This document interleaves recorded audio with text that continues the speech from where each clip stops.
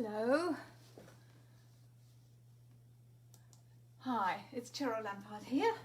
I'm coming in a little bit early because it does take a time, I know, for people to join. Okay, very good. Well, I hope you're all well today. Thank you for joining me. I'll just give it a moment or two until we get to 7 o'clock. I am a bit early. Oh, it is 7 o'clock, so I timed that probably very well. I better turn the light on. Look at me. That would be better, wouldn't it? Oh gosh, you'd think this was done seamlessly, but no. Anyway, welcome indeed to Knitter Matters. This is season 2, episode 6. And whether you're a regular viewer or you're new to Knitter Matters, thank you so much for taking the time to join me. I really appreciate it. I'm an image consultant. My company is Style Matters International. And throughout my life, I've had two passions, which are sewing and knitting. And knitting in particular is the thing that I find my relaxation, my therapy, all those good things. I also used to be the proud owner of a yarn store in Brighton, England. And one of the great joys of owning a yarn store, apart from being surrounded by all those lovely scrumptious yarns, is that you get the opportunity to teach people how to knit. And it's a pleasure all these years later to be able to be an educator again and teach people how to knit, albeit in a different platform. Now, I am hoping that you can hear me. I should have checked that first of all. Let me just check if somebody could just let me know that you can hear me. That would be wonderful. I have a laptop to my left, so I can see what you're seeing, although there is, several seconds delay between what's filmed on the iPad and what comes through on the Facebook Live. So sometimes that gives us a bit of a problem. But if you can just let me know that you can hear me, that would be wonderful. I'm assuming that you can, and I'll just keep going. Now, I am operating the camera myself, and when I move it, it does take a few moments to get it in the right place. So please bear with me. Laura has kindly said she can hear me. Thank you so much for that, Laura. I really appreciate that. Thank you. So I do operate the camera myself at the moment, and when I move it, it takes a few moments. And please bear with me if it's a bit wibbly wobbly. You've been very patient in the past, bearing with me, and I ask you to do so again. So I'm going to move the camera now. So this is the time to look away if this sort of thing makes you feel dizzy, okay? So I will try, as I am moving things about, I will try to say hello when your names pop up. Oh, there's Dawn, hi. And Susan, thank you so much for watching. This is where it takes me a moment or two because what I'm seeing through the iPad is a little different. Anyway, I will try and say hello when your names pop up. I'm going to turn that light ring down a little because I think it's way too bright for the moment. Okay, just bear with me. That's my famous white cross where okay, we might nearly be there, because that's where you need to see my hands. Anyway, as I was saying, I can only see a certain amount while I'm doing the live, the Facebook Live. So if I don't say hello to you or I miss you, forgive me. It's not that I don't want to speak to you, I do. But you can certainly put comments in the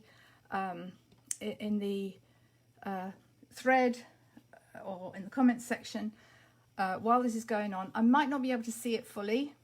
Hang on, let me get this, because I know once I start, I don't want you not to be able to see my hands. You'd think each week it would be the same, but I swear the fairies come in overnight, or the elves come in overnight and move everything about.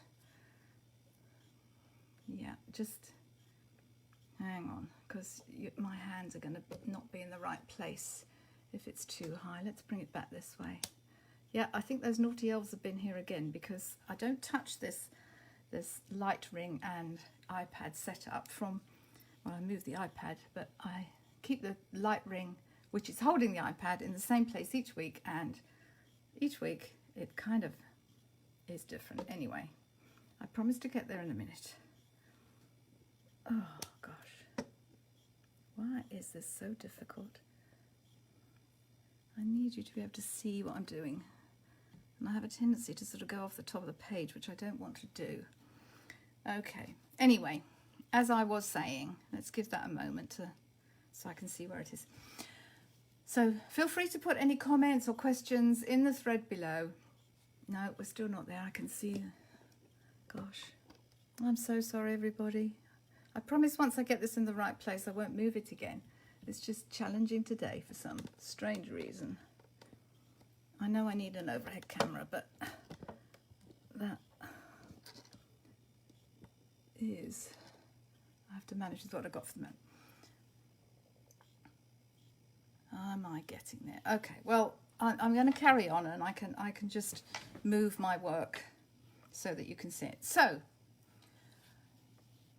last week, or if you watched episode 5 last week, we talked about bind-offs. We talked about a lot of bind-offs. And, okay, I'm too far over now, so I need to squidge in. We talked about bind-offs, and I did a 3-needle bind-off, which is joining 2 rows of live stitches together. It gives a very neat and robust seam, but it's not entirely seamless. And there's certain places, so you do have a bit of a ridge here, and there's certain places that you just wouldn't want a seam of any kind. You really would want it seamless. This is great for shoulder seams because it's firm, it's not going to stretch too much, it's got a bit of give, but it's not going to stretch per se.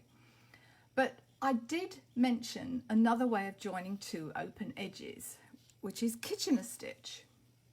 And that's what we're devoting this entire episode to today, Kitchener stitch.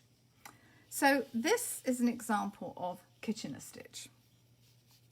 I've actually made a join right in the middle here, but it really is seamless.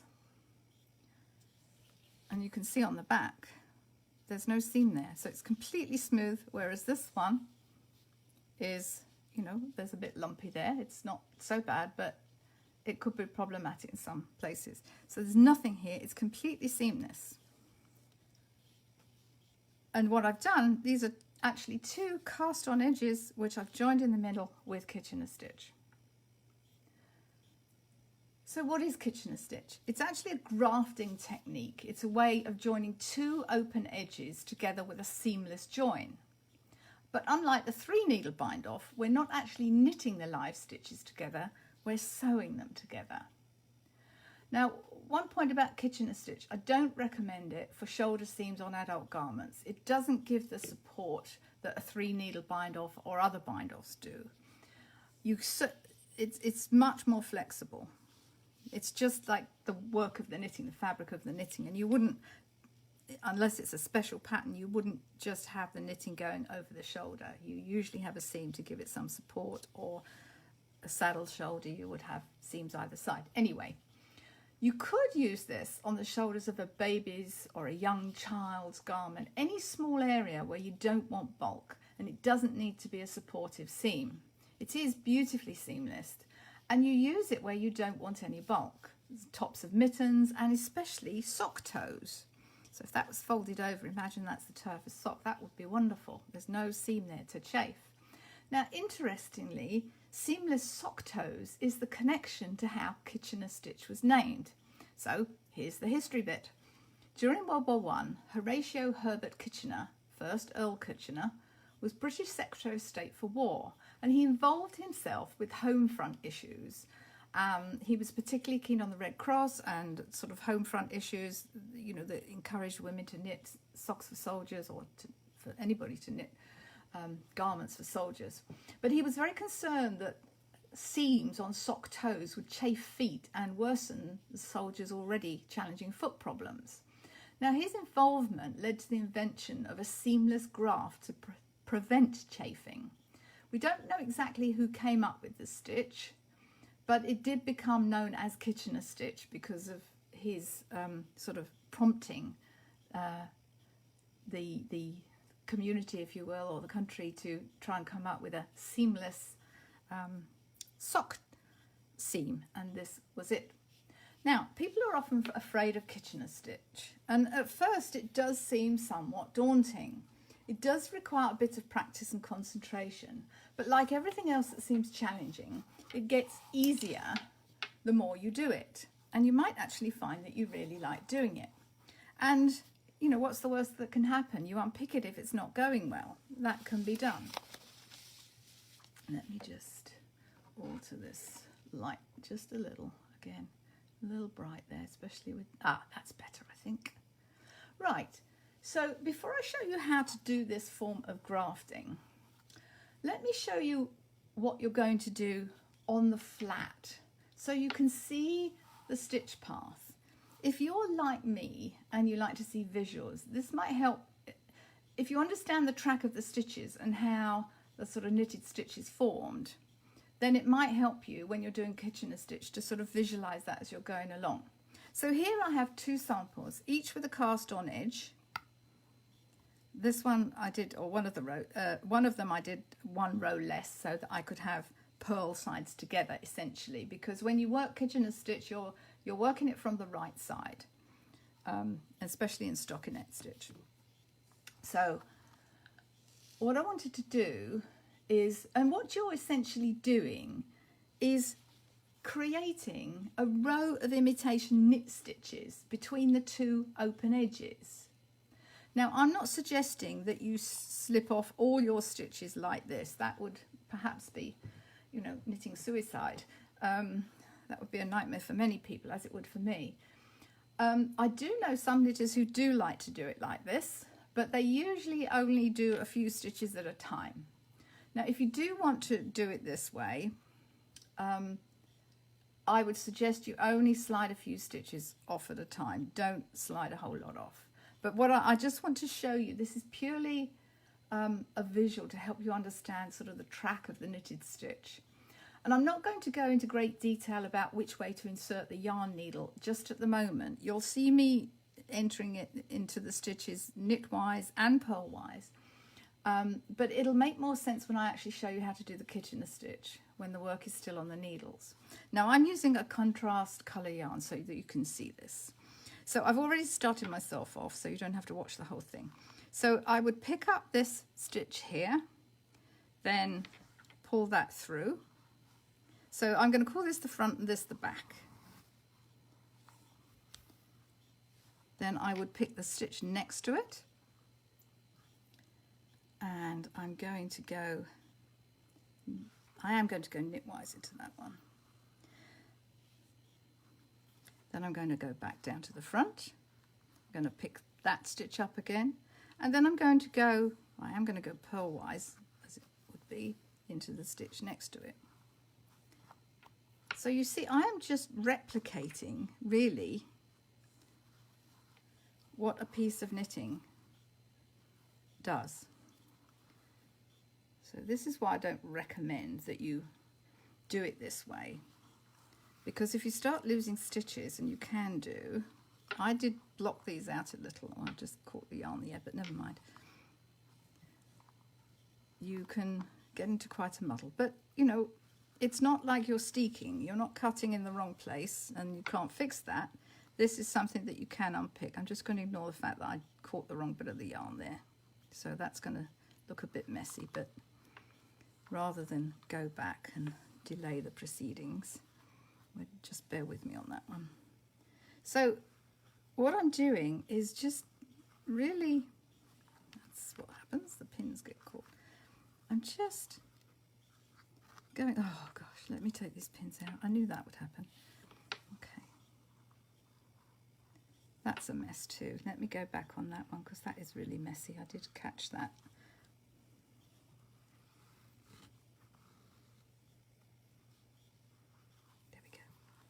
Now, there is another thing that you can do, or rather, you could use this. You could actually use this technique. Grafting can be used if you have a cut or a tear in the knitted fabric. It's not going to work if you have a hole that needs to be darned. Let me see, this is what happens. The stitches start, as you start pulling it, there we go. Let's get that stitch up.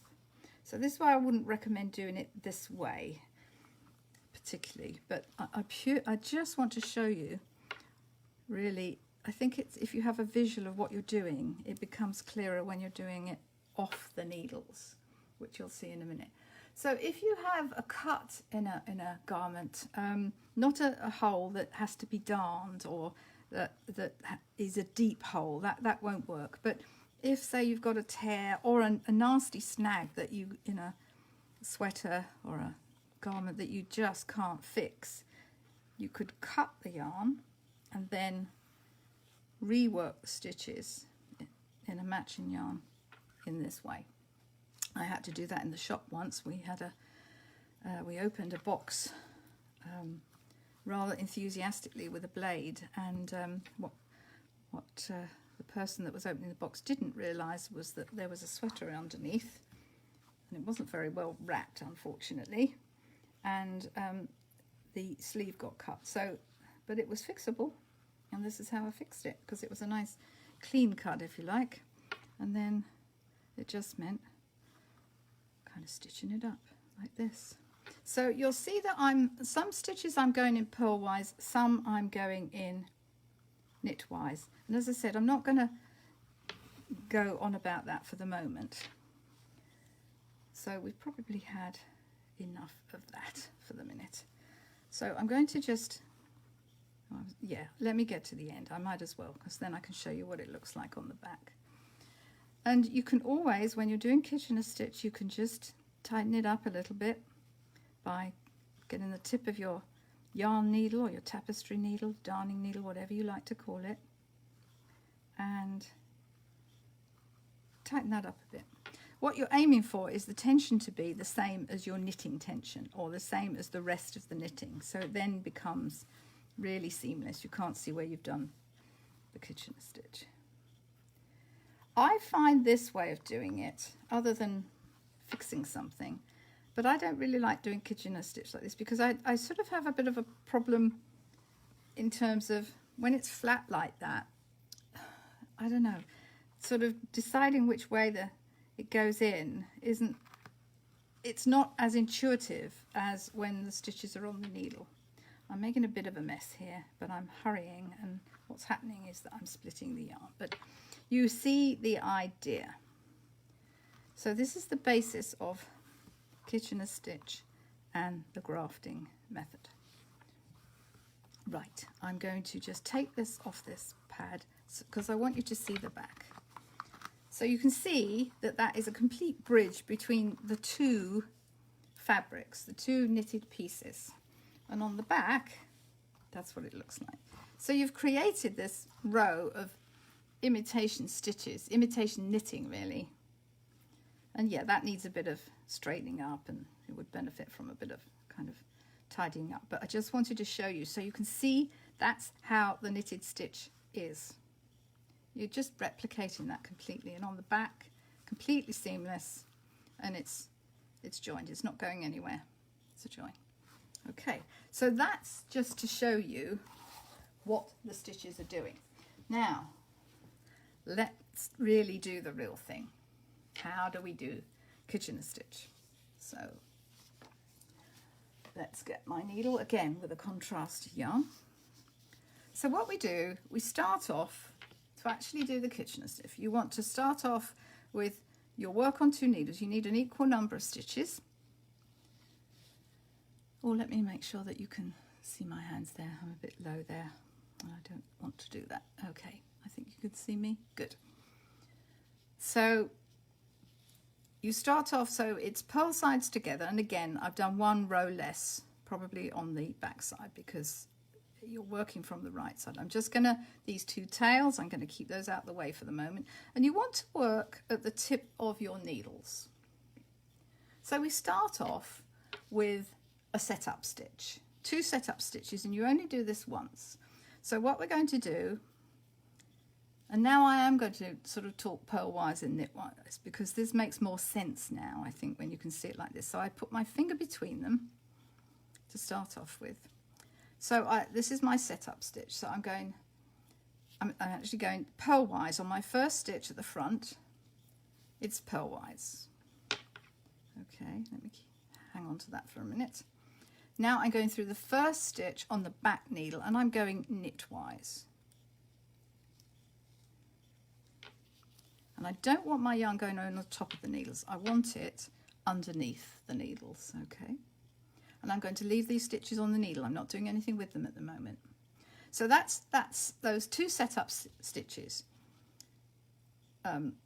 Purlwise through the first stitch, knitwise through the back stitch. The stitch on the back needle, I should say. Now we do a set of 4 stitches and we keep repeating them. So yarn through needle, the first stitch on the front needle knitwise, and now you drop that stitch off the needle. Yarn needle through the next stitch on the front purlwise, okay, leave that stitch on the needle. It's the third stitch we're doing. Yarn needle through the first stitch on the back needle purlwise. Now drop that stitch off the needle. Yarn needle through the next stitch on the back needle knitwise. Leave that on the needle, on the knitting needle, I should say. Okay, I'm going to do that again. And I'm going to keep doing it because it's one of those things, the more you do it, the easier it gets. And you get into a rhythm. At first, this is like, oh my goodness, I'm not going to even try this. It's just too much to remember. But honestly, it's really not. So, yarn needle through the first stitch on the front needle, knitwise. Dropping this off the needle. Then I'm going purlwise through the next stitch on the front needle, and I leave that on the needle. Okay, yarn needle through the first stitch on the back needle, purlwise, and this one comes off the needle now.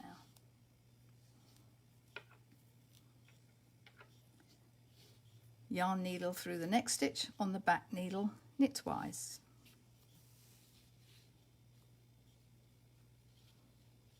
Okay, so that's another set that we've done. Let me just unwind my yarn a bit on my needle. It's getting caught up. So we're going to keep doing this. And I sort of remember it this way. Front, knitwise, drop off.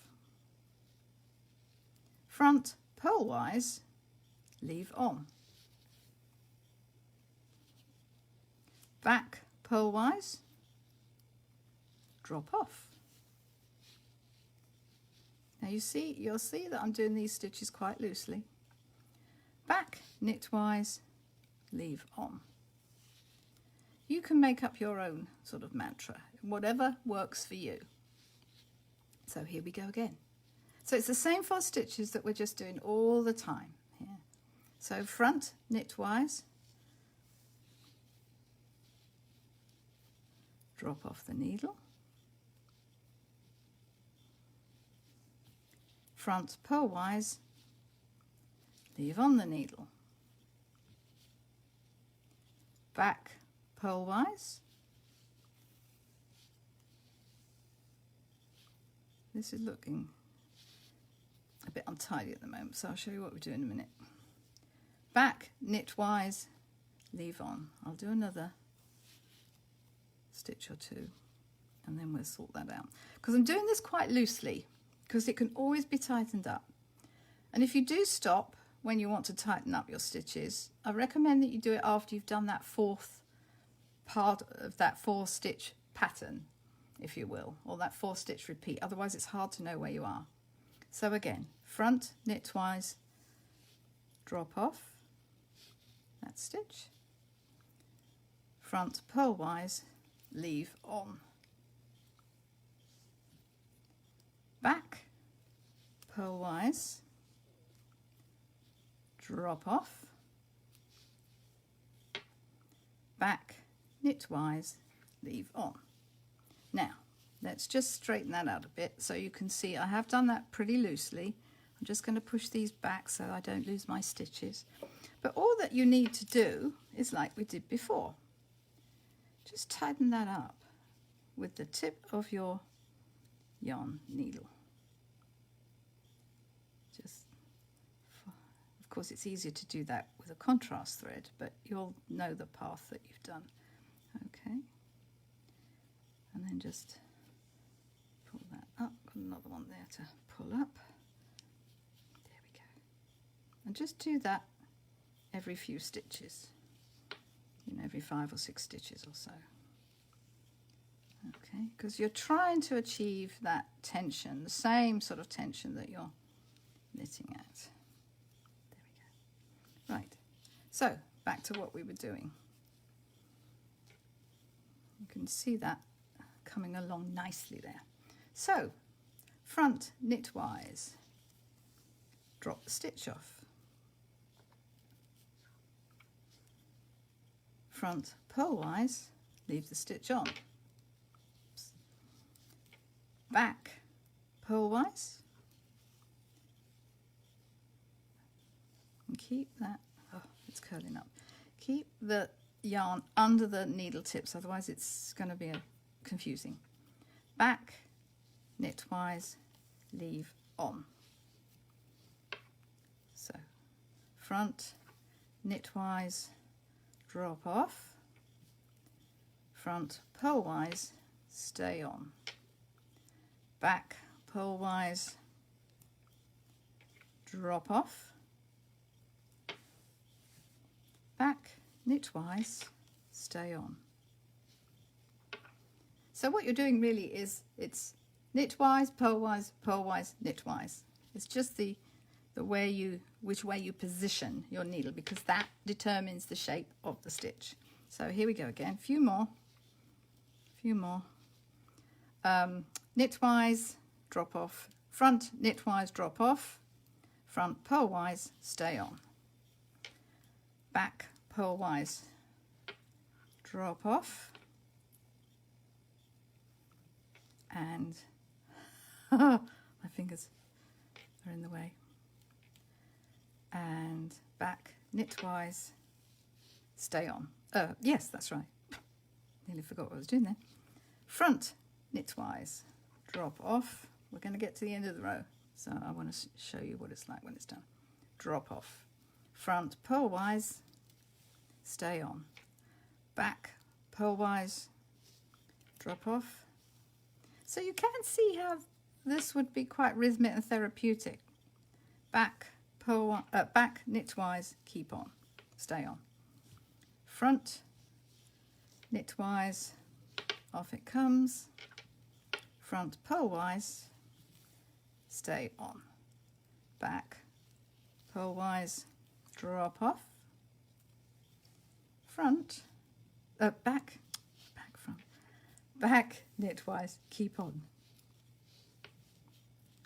front knitwise, drop off. I'll be doing this in my sleep tonight. Front purlwise, keep on, back purlwise, drop off, back knitwise, keep on. Look, we're nearly there. Front knitwise, drop off, front purlwise, keep on, back purlwise, drop off, back knitwise, stay on, front knitwise, drop off, front purlwise, stay on. Don't get excited here and drop the last stitch off before you've stitched it. Back purlwise, drop off, ooh, back knitwise, keep on, front knitwise, drop off, and of course now we have to go there to finish off. Let me just do that. So you can see that needs a bit of tidying up, obviously, but that is how you do Kitchener stitch. And of course, if you're doing it in the same color, it's going to be fine. And you just need to tighten it up a bit. And then if you're blocking the piece, that'll sort out You're just really straightening it up a bit. Oh, I made a mess there, but that's okay. But that's, that would benefit from a little bit of straightening up, obviously. But that is how you do Kitchener stitch. And again, on the back, that's that imitation row of stitches. Lovely on a sock tie. And again, if it's not too neat the first time you do it, if it's on a pair of socks or something, that's not going to show. It's going to be at the end, or if it's the end of mittens, it's not really going to show. So, you know, have a practice at that. It's really rather nice to do and very therapeutic. So that is Kitchener stitch. Right, I am going to reposition the camera again just to finish off. Oh, here we go. Oh, something went pop. Hope it wasn't my bones. I don't think so. Not this time anyway. Oh. Okay. So I hope you found that interesting. So it's not really as onerous as you think it is. You know, everybody gets into a flap about Kitchener stitch, but it's really not as terrible. Let me just lower that a bit. Sorry. It's not as terrible as you think. So, now don't forget our friends at Mary Maxim are offering 20% off of one item. Got a little sticky attached to the back of that for some reason. That's one item, and it would be the highest priced item at checkout. But you must use the promo code Cheryl at checkout. So 20% off of one item. It's the highest priced item in the cart, but you must use the promo code Cheryl at checkout. Sorry, I can see that didn't come up very well then. Now you can see it. Oh, I hope you can anyway. As always, I don't know what I'm doing today. I'm moving about like a mad person. As always, this episode and all others are uploaded to our Facebook page and Knit and Matters YouTube channel, so you can watch the replays at any time. And if you're searching for this one, it's season 2, episode 6. So thank you again for watching. I do hope you'll join me again next Tuesday at 7 p.m. Eastern for another episode of Knit and Matters, and let me know during the week if there's any questions that you have. If it's not something, if it's just something that pertains to some knitting that you're doing and you can't figure it out, just private message me. I'll be happy to help you. But you know, again, if you think it's an issue that you want resolved, I'm sure somebody else might think so too. So feel free to put it in the comments thread.